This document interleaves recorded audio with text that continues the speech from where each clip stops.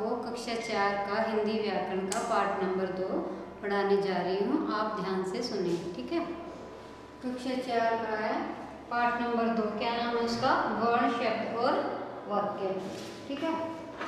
अब ये पढ़ेंगे वर्ण, शब्द और वाक्य चैप्टर करेंगे। पिछले पाठ में आपने पढ़ा कि हर भाषा की अपनी लिपि होती है।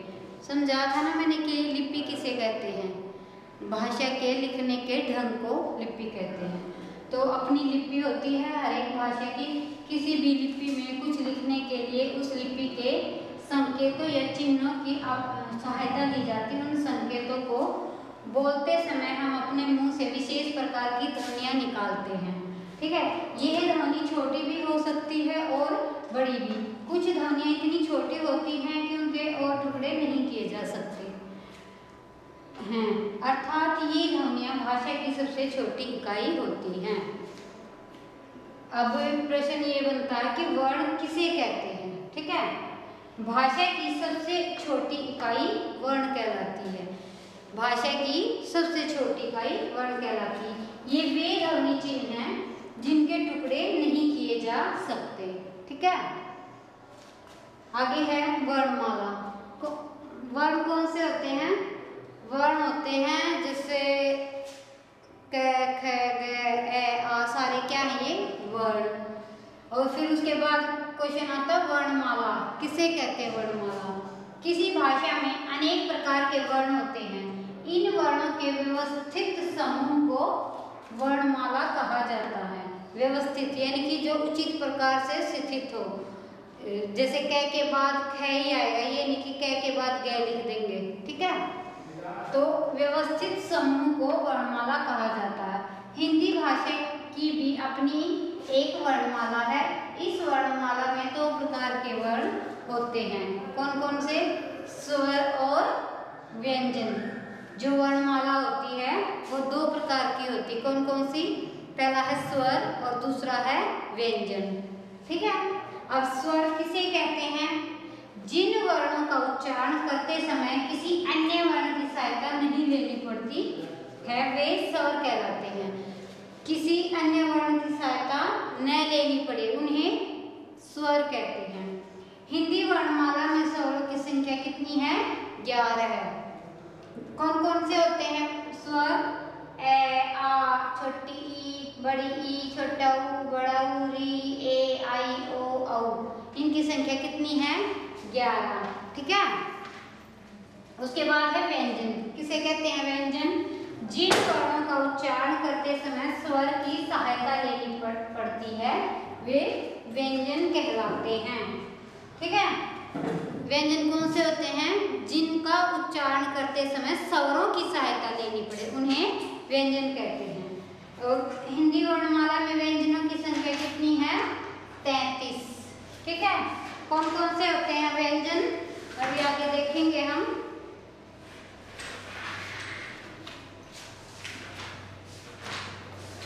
ये है, ये पूरा व्यंजन का चार्ट बना रखा है। ये 33 है इनकी संख्या, ठीक है। कौन कौन से हैं?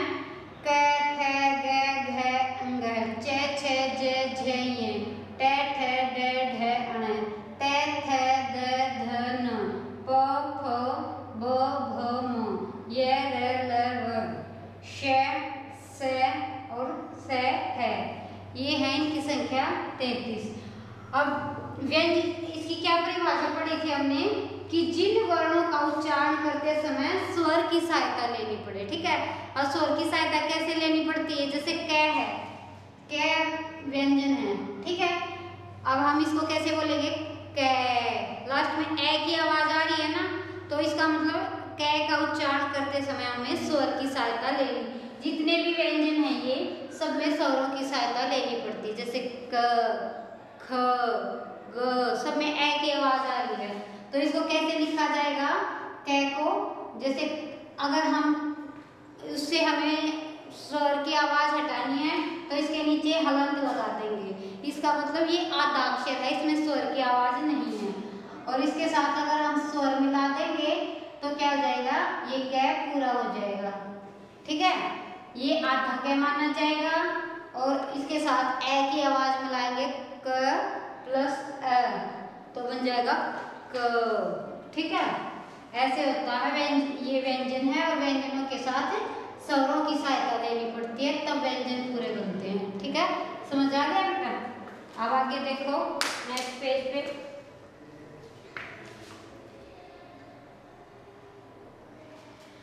आपने पढ़ा कि व्यंजनों के साथ ए स्वर लगा हुआ है। यदि इसे ए के बिना लिखना हो तो उसके नीचे एक तिरछी रेखा, ये हलंत अभी मैंने सब बता ही दिया आपको, लगा दी जाती है। जैसे क ए के साथ जो खाली क लिखा जाता है ना, ऐसे क ये ए के साथ लिखा जाता है। और अगर क लिख के हलंत लगा देंगे, ये क के ए के बिना लिखा जाएगा। ठीक है, उसके बाद है एक तिरछी रेखा को हलंत चिन्ह कहा जाता है। ये अभी मैंने बता ही दिया आपको कि इसको क्या कहते हैं, हलंत चिन्ह कहते हैं। अब आगे है ये भी जानिए, ये आप पढ़ लो, मैं एक बार रीड करवा देती हूँ। 11 स्वरों के अलावा 2 वर्ण ऐसे हैं जिनका प्रयोग स्वर की तरह होता है। ये है अंग और अह। अंग को अनुस्वार, जो ये चंद्र बिंदु होता है ऊपर, इसको क्या बोलते हैं, अनुस्वार। चंद्र बिंदु नहीं, सॉरी, खाली बिंदी कहा जाता है। और अह, ये जो 2 बिंदी लगी हुई हैं, को विसर्ग कहा जाता है। ठीक है, इसको अनुस्वार कहा जाता है और इन 2 बिंदी को क्या कहा जाता है, विसर्ग। ये 11 स्वरों के अलावा 2 वर्ण हैं ये। ठीक है, स्वरों की तरह इनका प्रयोग होता है। 33 व्यंजनों के अतिरिक्त 2 वर्ण ऐसे हैं जिनका प्रयोग व्यंजन की तरह होता है। कौन कौन से हैं? ये है ऐसे ढ। ठीक है, और दूसरा कौन सा है, ये ढ, इसमें नीचे बिंदी लगती है, ढ और ये ढ। इन्हें अन्य व्यंजन कहा जाता है। क्या कहा जाता है इन दोनों को? अन्य व्यंजन। ये 33 व्यंजनों से अलग हैं। कुछ वर्ण ऐसे भी हैं जो 2 वर्णों के मेल से बने हैं और ये व्यंजन की तरह ही प्रयुक्त होते हैं। इन्हें संयुक्त व्यंजन कहा जाता है। कौन कौन से होते हैं संयुक्त व्यंजन? अक्षय, त्रय, अज्ञेय और श्रेय। ये 4 कौन से होते हैं? संयुक्त व्यंजन। अब आगे है संयुक्त व्यंजन इस प्रकार से बने हैं। अब ये देखना है कि संयुक्त व्यंजन कैसे बनते हैं, किससे बनते हैं संयुक्त व्यंजन, कौन कौन से व्यंजन को मिलाकर। ये क्षय है, इसमें कौन कौन से व्यंजन मिले हैं? एक तो ये बना है क और एक मिला है ये श। ठीक है, इन दोनों को मिला के, और इसमें अगर इसको हलन करेंगे तो ऐसे, पूरा अगर करेंगे तो ऐसे इन 3 से स्वर भी की भी आवाज होती है ना व्यंजन में, तो ए भी आएगा, ऐसे मिलके बनेंगे। अब ये तै से और रे से, रे के नीचे भी हलंत और ए, त्रय ऐसे बनाना। और ये जय, हलंत और अय, जब इस पे भी हलंत और ए, क्योंकि व्यंजनों का उच्चारण करते समय स्वरों की सहायता लेनी पड़ती है। अभी अभी हमने पढ़ाई है ये। ठीक है, तो उसके बाद है श्रेय। श्रेय कैसे होता है? श, हलन, रे, हलन और ए, इन सब से मिलके बने हैं ये संयुक्त व्यंजन कहते हैं इनको। ठीक है, जो 2 से अधिक व्यंजनों के साथ मिलकर बने होते हैं उन्हें संयुक्त व्यंजन कहते हैं। अब है स्वरों की मात्राएं। ठीक है, स्वरों की मात्राओं के बारे में पढ़ेंगे। जब व्यंजन के साथ कोई स्वर जुड़ता है, ठीक है, तब उस स्वर का रूप बदल जाता है, अर्थात स्वर अपने मूल रूप के साथ स्थान पर मात्रा के रूप में व्यंजन के साथ जुड़ जाता है। ठीक है, स्वरों की मात्राएं कैसे बनाते हैं? स्वरों की मात्राएं व्यंजनों के साथ लगती हैं। ठीक है, जैसे ए को छोड़कर हर स्वर की अपनी अलग मात्रा होती है। कितने स्वर बताए थे मैंने? 11। सिर्फ ए को छोड़कर बाकी जो 10 स्वर हैं उनकी मात्राएं लगती हैं किसके साथ? व्यंजन के साथ। आइए इन मात्राओं का ज्ञान 12 खड़ी की सहायता से कराएं। 12 खड़ी उस तालिका को कहते हैं जिसमें व्यंजनों के साथ स्वर की मात्राएं लगी होती हैं। ये मात्राएं आ से लेकर औ तक 10 स्वरों की होती हैं। अभी मैंने बताया था कि 11 होते हैं स्वर, लेकिन ए को छोड़कर बाकी 10 बच गए। 10 स्वरों की मात्राएं लगती हैं। साथ ही अंग और अह की भी मात्राएं होती हैं। 12 प्रकार की मात्राओं के कारण ही इसे 12 खड़ी कहा जाता है। अब लोग इन्हें अंग अह को हटाकर 10 खड़ी बोलते हैं। 10 स्वर हो गए, 11 थे, ए की लगती नहीं तो 10 हो गए और अंग अह को मिलाकर 12 हो गए, इसलिए इसको 12 खड़ी बोलते हैं। लेकिन आजकल अंग अह की मात्रा को नहीं मानते और क्या कहते हैं, सिर्फ उसको 10 खड़ी बोलने लग गए आजकल। ठीक है, अब ये 12 खड़ी कैसे मात्रा लगती है वो देखेंगे। ये है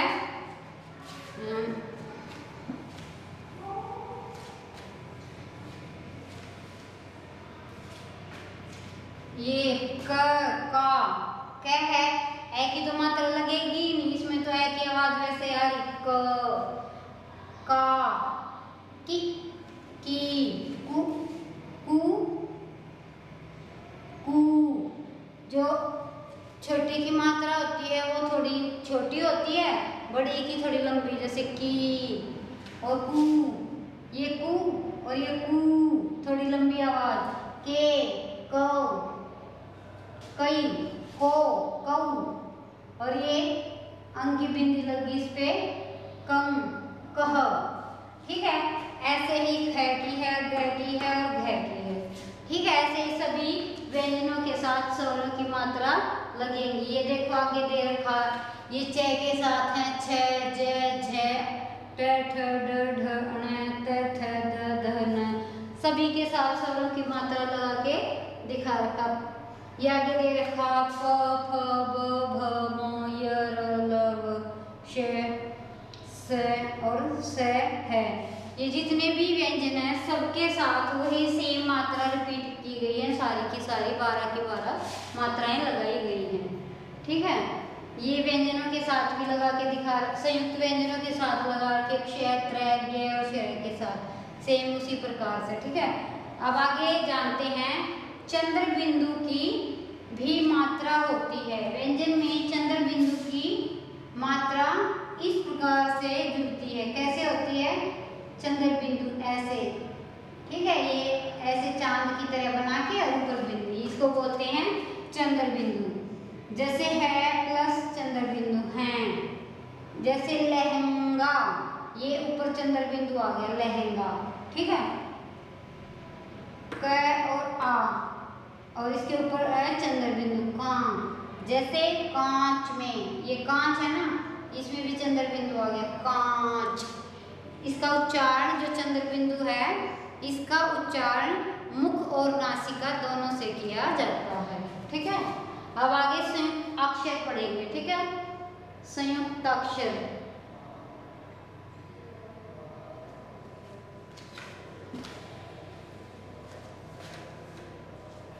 जब दो व्यंजन आपस में जुड़ते हैं तब जुड़े हुए व्यंजनों को संयुक्ताक्षर कहा जाता है। संयुक्त अक्षर कई प्रकार से बनते हैं। पाई वाले वर्णों में से पाई हटाकर, अब संयुक्त अक्षर कौन से होते हैं वो देखो आप कैसे बनते हैं, दो व्यंजनों के आपस में जुड़ने से। ठीक है, अब देखो, ये देखो जय, ये जय आधा है, बताया था मैंने, हलंत लगी तो इसका मतलब उसमें ए की आवाज नहीं है। जय और जय मिलके जज, जैसे छज्जा, ऐसे आधा और फिर ये पूरा ऐसे लिखा जाएगा छज्जा। और ऐसे ही ये ब आधा है और ब पूरा है, क्या बन गया बब, गुब्बारा। इसमें भी आधा ब और फिर पूरा ब आ रा। ठीक है, क्या बन गया ये गुब्बारा। ये है संयुक्ताक्षर, क्या बोलते हैं इनको संयुक्ताक्षर। घड़ी वाले वर्णों में से घड़ी हटाकर, घुंडी वाले, सॉरी जो घुंडी वाले हैं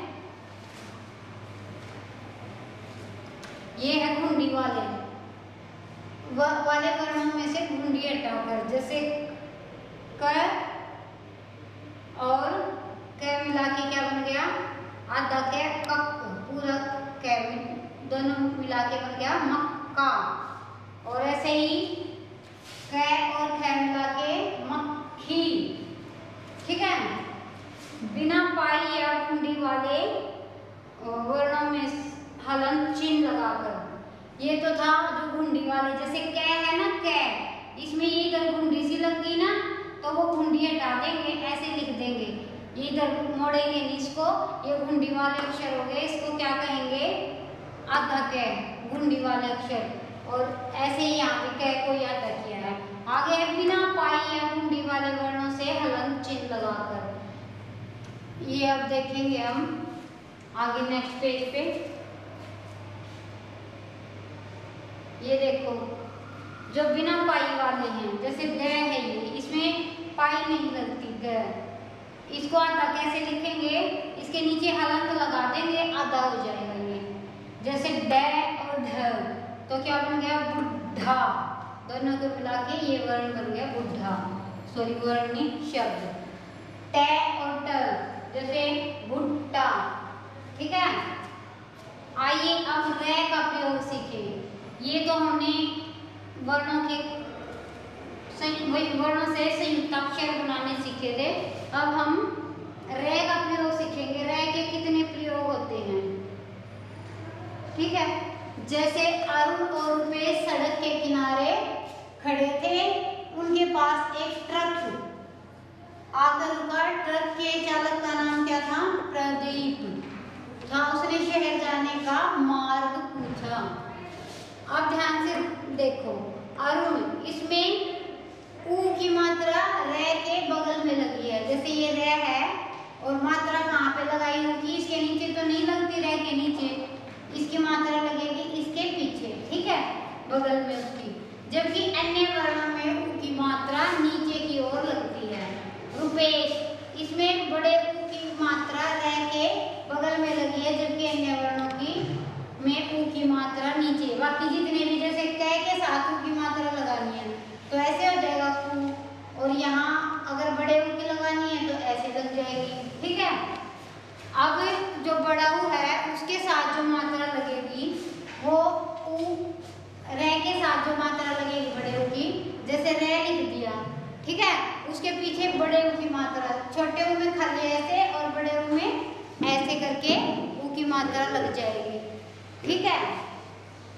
मार्ग, इसमें ग के साथ रे जुड़ा है।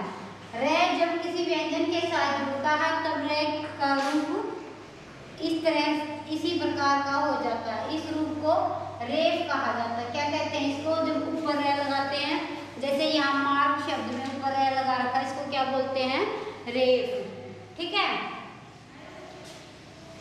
आगे है प्रदीप, इसमें पे के साथ रे जुड़ा है। रे से पहले जब कोई स्वर रहित व्यंजन आता है और रे से जुड़ता है तब रे का रूप ऐसे, ये ऐसे करके दे रखा तिरछा, इस प्रकार से हो जाता है। इस रूप को पदेन कहा जाता है। क्या कहते हैं इस रूप को, पदेन। पहले वाले को क्या कहते थे, रेफ, जो ऐसे ऊपर करके लगाते हैं, ये वाला ऐसे करके और ऐसे लगाते हैं, उसको बोलते हैं रेफ। और इसको क्या बोलेंगे, ये वाला है जो ऐसे करके, इसको बोलेंगे पदेन, ठीक है। जैसे प्रदीप में पै के यहाँ पैर में रे लगा रखा, प्रदीप, ठीक है, रे का प्रयोग है ये पदेन के रूप में। आगे ट्रक, इसमें टे के साथ रे जुड़ा है। टे या रे के साथ जब रे जुड़ता है तब रे का रूप कैसे हो जाता है, ऐसे, जैसे उल्टा वी बना दे, ऐसे बन जाता है, ठीक है, इसी प्रकार का हो जाता है। इसे क्या कहते हैं, इसे भी पदेन ही कहा जाता है। इसको भी क्या कहते हैं, पदेन, ठीक है। ये थे हमारे रे के रूप। अब शब्द और वाक्य के बारे में जानेंगे हम। शब्द और वाक्य,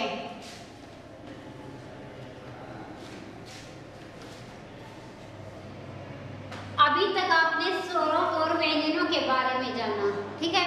स्वर और व्यंजनों के बारे में पता चल गया ना, क्या स्वर किसे कहते हैं, व्यंजन किसे कहते हैं, ठीक है। और व्यंजन किस प्रकार से आपस में जुड़ते हैं ये भी पता चल गया, यह भी सीखा। ये स्वतंत्र रूप से भी आपस में मिलते हैं। आइए आपको इनके मेल के बारे में बताएं। ये स्वतंत्र रूप से भी आपस में मिल जाते हैं, अभी उसके बारे में जानेंगे। जब दो या दो से अधिक वर्ण, जब दो या दो से अधिक वर्ण आपस में मिलते हैं और उनका कुछ अर्थ निकलता हो, तब वर्णों का यह मेल क्या कहलाता है, शब्द कहलाता है।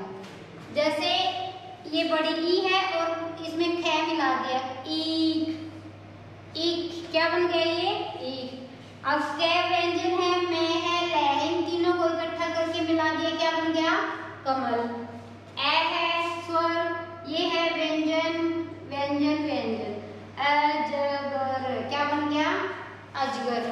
पूरा शब्द बन गया ना, तो इनको क्या कहते हैं, शब्द।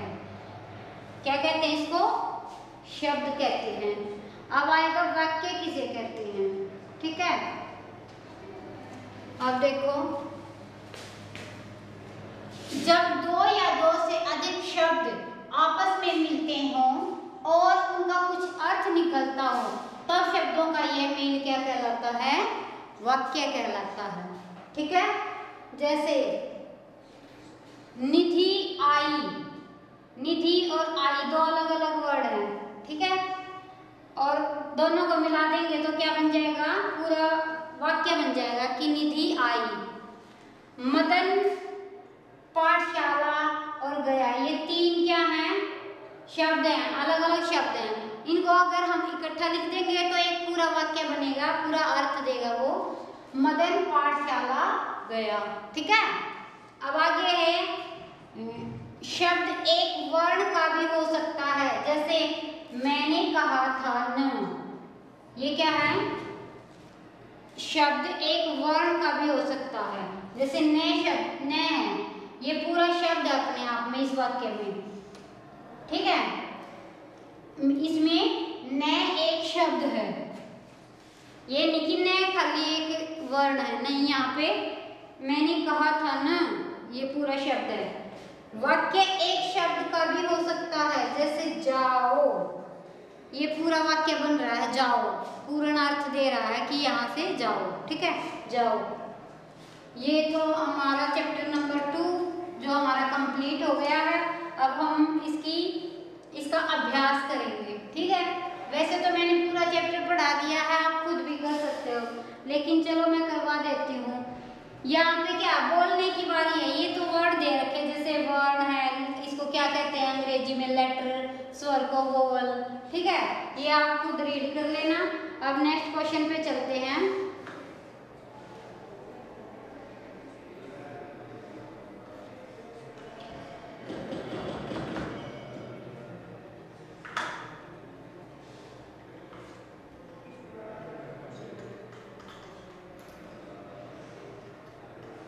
ये आ गया उत्तर, भाषा की सबसे छोटी इकाई को क्या कहते हैं, क्या कहते हैं भाषा की सबसे छोटी इकाई को, वर्ण। अभी अभी पढ़ा हमने। अन्य व्यंजन वाले दो शब्द बताइए, अन्य व्यंजन वाले दो शब्द कौन से हैं, अन्य व्यंजन वाले, द जिसके नीचे बिंदी और ध, ये है अन्य व्यंजन, ठीक है। रे के रेफ वाले रूप के दो उदाहरण बताइए। अभी पढ़े ही हमने, जैसे मार्ग है, ऊपर है आ गया, ठीक है, और रूप शब्द है, रे के पीछे उ आ गया। रे के पदेन वाले रूप के दो उदाहरण बताइए। पदेन, जैसे प्रदीप शब्द है, किसी का नाम है तो इसके पैर में आ गया। ट्रक है, ये भी पदेन वाला ही है, टे के नीचे रह आ गया, ठीक है। अब है लिखने की बारी।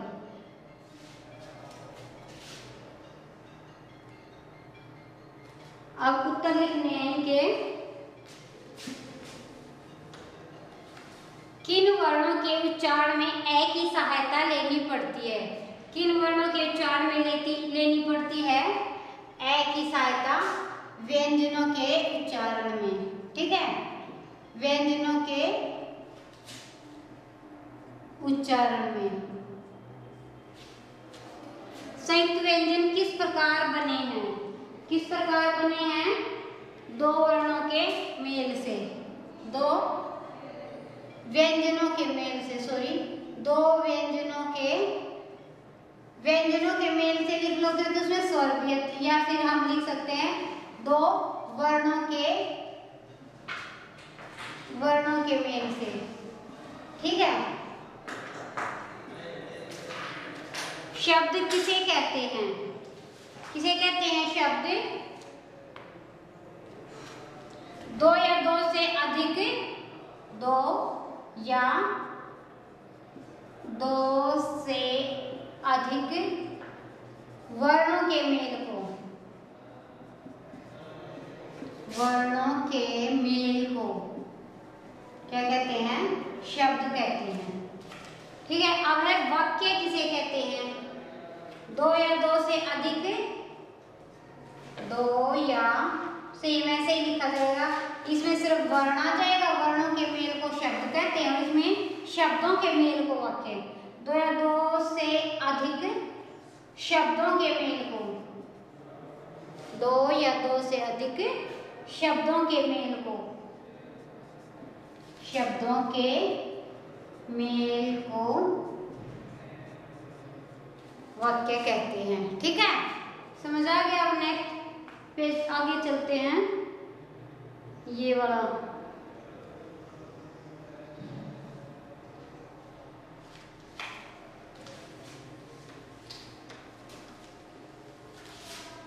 अब देखो, कै और शय मिलके क्या बन गया?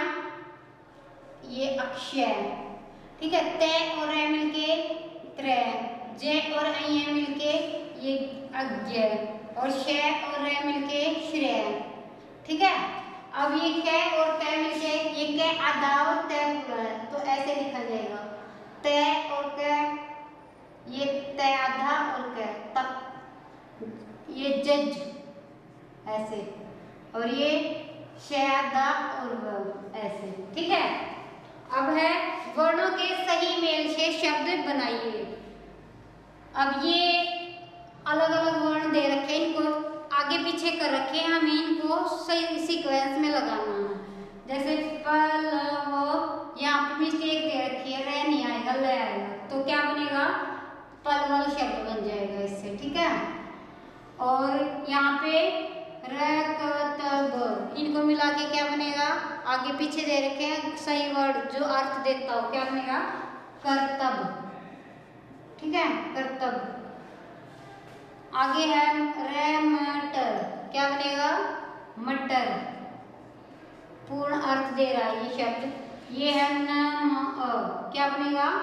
अमन, किसी का नाम है ये। तेझड़प, क्या बनेगा? पतझड़। उसके बाद है धपोतन, क्या बनेगा? धनपत, ठीक है। इस तरह से ये वर्ड बन जाएंगे। आगे है, बस ये लास्ट पेज रह गया है।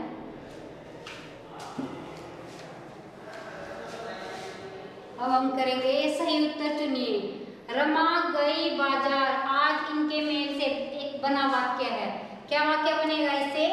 रमा गई बाजार, आज गई, आज बाजार रमा, आज रमा बाजार गई। कौन सा सही वाक्य लगा आपको? गे वाला, ठीक है। तो इस पे हम टिक लगा देंगे, सही का निशान। आगे यह वर्ण अन्य व्यंजन नहीं है, द, ढ, ध, ये दोनों अन्य व्यंजन है ना। अभी अभी मैंने बताया था आपको आंसर। अभी ये वाला आपका अन्य व्यंजन नहीं है, ठीक है।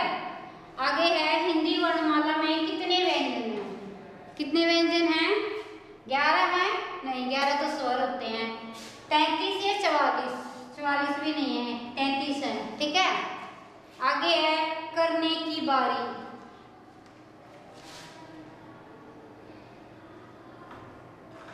नीचे दे रखा ये वर्ग पहेली से की तरह से। जैसे है वर्णमाला का पहला व्यंजन वर्ण कौन सा होता है? क होता है, तो क्या बन गया ये? कल। आगे वर्णमाला का 28वां व्यंजन वर्ण कौन सा होता है? ल। ल होता है 28वां, है ल, हल बन गया। अब है वर्णमाला का छठा स्वर वर्ण, छठा स्वर कौन सा होता है? ऊ। कौन सा ऊ होता है? ये बड़ा ऊ, ल ख न ऊ। आगे है वर्णमाला, ये हो गया। अब है श के बाद तीसरा व्यंजन वर्ण कौन सा होता है?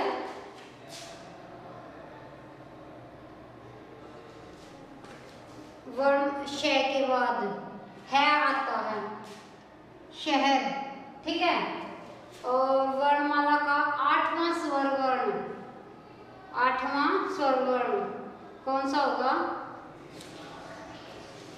ए। ए होता 8वां, ग ए, गए बन गया, ठीक है। तो ये आज आपका बस कंप्लीट हो गया आपका ये चैप्टर आज का, ठीक है बेटा। आज के लिए इतना ही, थैंक यू।